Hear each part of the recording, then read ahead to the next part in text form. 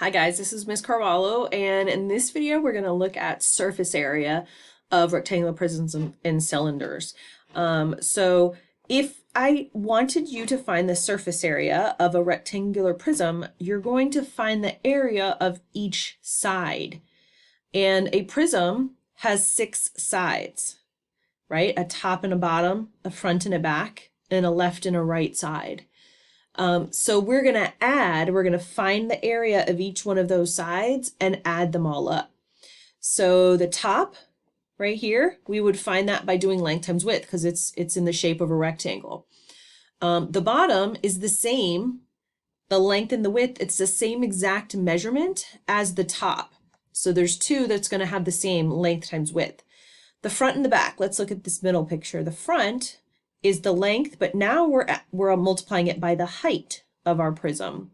So length times height, and the back is the same, length times height. It's a rectangle. We're just measuring the 2 sides to get the area, but the front and the back are the same size. Okay, so that's why there's 2 that we're going to be adding up that are the same number. Okay, left and right. So we're looking at this last picture. So this is height, but now we're multiplying it by the width. And this is the height times the width. And these two, the left and right side, are also the same exact size. So there'll be 2 of the same. So really what we're adding up is length times width plus length times width plus height times length. So we're just adding all of these areas up. And that's why in the shortened form, you have seen the formula written one of these 2 ways. I believe it is the bottom way on your formula sheet, which we've been using all year on our weekly reviews. So like it's 2 times the length times the width plus the height times the length plus the height times the width. Okay, so that's the formula we're going to use on all of our problems. So let's look at a few here. So there's our new formula, and we're going to find the surface area of this rectangular prism.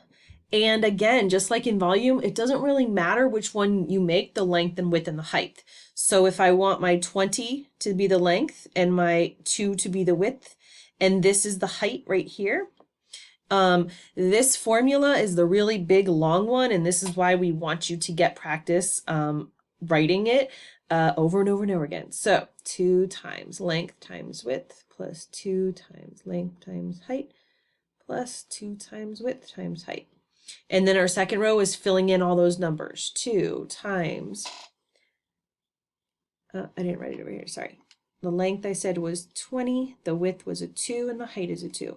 So 2 times, follow my formula. The length is 20 times the width, which is 2, plus 2 times length, which is 20, times the height, which is 2, plus, and now I'm doing this last part, 2 times 2 times 2. So that 2 goes with that 2. And then the width and the height were also 2's. And then you're just multiplying this. Your calculators can go straight across and follow order of operations, but you know you have to do multiplication first. So 2 times 20 times 2 is 80, plus 2 times 20 times 2, that's 80 again, plus 2 times 2 is 4 times 2 is 8. So then my last and final row is my answer, which will be 168. And now we are using squares and covering every side. We're not filling this up. It's not 3-dimensional. We're using squares and we're covering each side with squares. So this answer is 168 square centimeters. That's how many centimeters it would take to cover that rectangular prism with those measurements. All right, let's try another problem. So remember, it doesn't really matter what you make the length and width and the height. And if we flattened it out, this is called the net, you could find the area of each one of these sections and add that up. That is perfectly fine. The formula just gives us a shortcut instead of adding up each one like that. So I'm going to say the length for this one is 12, and my width is 6, and my height is 8. And my first row is my formula, 2 times length times width plus 2 times length times height plus 2 times width times height. All right, see if you can fill in this row and then get your answer and pause the video here and see if you can get this answer right. Okay, guys, how'd you do? I got 432 square centimeters. So if your row where you filled in your numbers doesn't look the same as mine, that's okay. You should still get the same answer.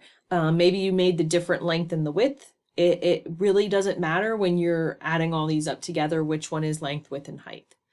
All right, let's try a cylinder. So now we're finding the surface area of a cylinder. We're covering the outside of the cylinder in squares. And a cylinder, the rectangular prism had 6 sides. A cylinder has a top and a bottom, which are circles. And then if we unfolded the middle part, like if you cut a can up one side and flattened it out, it would actually be in the shape of a perfect rectangle. Okay, so we're going to find the area of this circle, the area of this circle, and the area of a rectangle. So the area of a circle is pi times the radius squared. But this circle will be the exact same measurements in a cylinder as the top will be. So that's where this 2 times pi times the radius squared comes from, because there's a top and a bottom that are the same. So pi r squared is for one circle, 2 pi r squared is for both the top and the bottom. All right, so now we've got the surface area of the top and the bottom, and now I'm going to find the surface area of my rectangle. And what's the area of a rectangle formula? It is length times width. But this length and width are wrapped around the cylinder. So the length is this part. That's the length. And the length is really the circumference of the circle. So that's where this 2 pi r comes in. The circumference formula is 2 pi r, 2 times pi times the radius, and that gives you the circumference of a circle. So instead of length, we're going to call that 2 pi r. Then the width, we got to multiply length times width for the area of a rectangle. The width is this part, and on a cylinder, that's actually our height. So instead of saying plus length times width, we're going to say times 2 pi r, that's the length part, times the height, which is the width part. So this is the big long surface area formula of our cylinder. The area of the top and the bottom. So this is the area for the top and bottom. And then this part is the rectangle that goes around the middle. All right, let's try a problem. Okay, formula is 2 times pi r squared plus 2 pi r h. All right, so 2 times 3.14. What did I give you the radius in this problem? I did. So I'm going to do times 4. Now look, the radius has to be squared. Plus, I'm just following my formula one step at a time. Times the radius, which is 4, times the height, which is 7. And then I'm going to add multiply this and add those two up. So I'm going to do that really quick. So take a look at what I did.